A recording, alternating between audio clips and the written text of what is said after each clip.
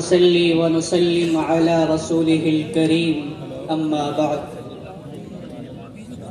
برسر اسٹیج تشریف فرما علماء کرام اور میرے عزیز طالب علم بھائیوں،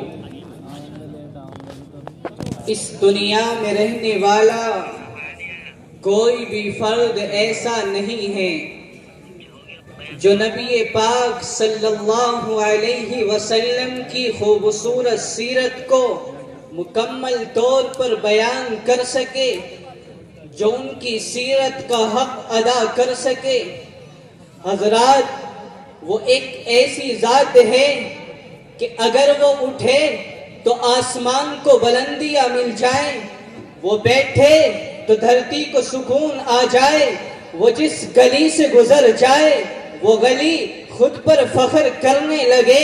اور اگر میں یوں کہوں تو بے جان نہ ہوگا کہ دنیا کے تمام سمندروں کو روشنائی بناؤ اور تمام درختوں کو قلم بنایا جائے تو بھی آپ صلی اللہ علیہ وسلم کی سیرت مکمل نہیں ہو سکتی.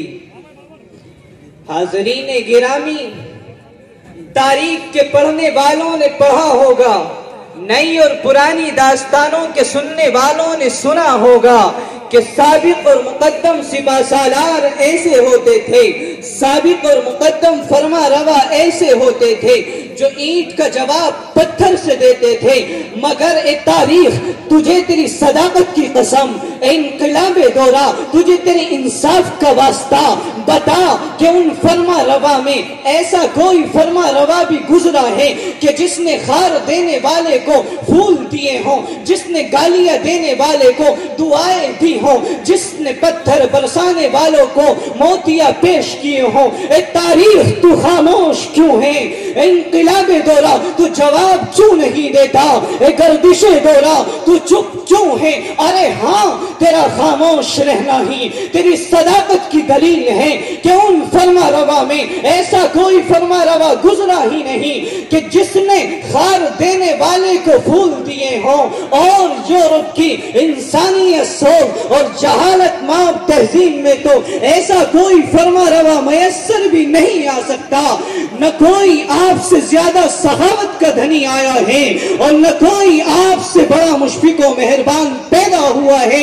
ارے مسلمانوں سنو، اگر تمہیں رسول اللہ کی سیرت کا اندازہ لگانا ہے تو آؤ اور چلو حجاز کی وہ مقدس تاریخ اٹھا کر دیکھو کہ جب رسول اللہ سرزمین طائف پر توحید کی تعلیم کے لیے تشریف لے جاتے ہیں اور یہ ارشاد فرماتے ہیں، وہ طائف والوں، میں تمہارا ناصح ہوں، میں تمہارا مصلح ہوں، مکے سے سفر کی صعوبتیں برداشت کر کے تمہارے پاس اس لیے آیا ہوں کہ گمراہی کی دلدل سے نکال کر عزت و عظمت کی فرازیوں پر پہنچا دوں اور سینکڑوں خداؤں کی عبادت و پرستش کے بجائے ایک وحدہ لا شریک لہو کے سامنے سجدہ ریز ہونے والا بنا دوں. مگر طائف کی شوریدہ چشم اور شوریدہ پشتون نے آپ کے ناسیانہ جذبے کا صلہ یہ دیا کہ آپ کے جسم اطہر پر پتھروں کی بارش کر کے جسم اقدس کو لہو لہان کر دیا.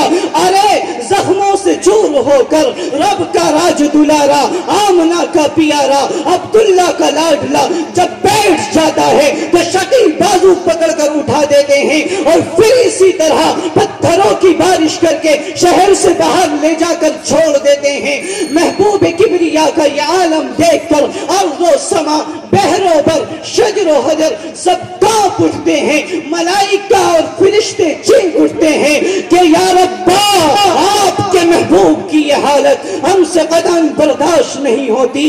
پہاڑوں کے فرشتوں کو حکم ہوتا ہے کہ جاؤ، جس طرح ممکن ہو میرے محبوب کی تسلی کا سامان مہیا کرو. پہاڑوں کے فرشتے حاضر ہوتے ہیں، عرض کرتے ہیں یا رسول اللہ، یا رحمت للعالمین، اجازت دیجئے ان بدبختوں کو پہاڑوں کے درمیان پیش کر رکھ دیں.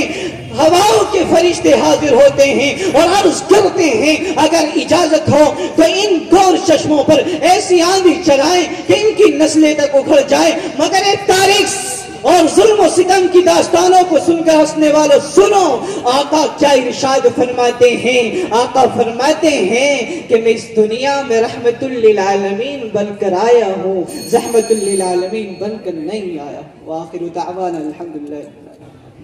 تشریف لائیں گے مصاحب نمبر 386۔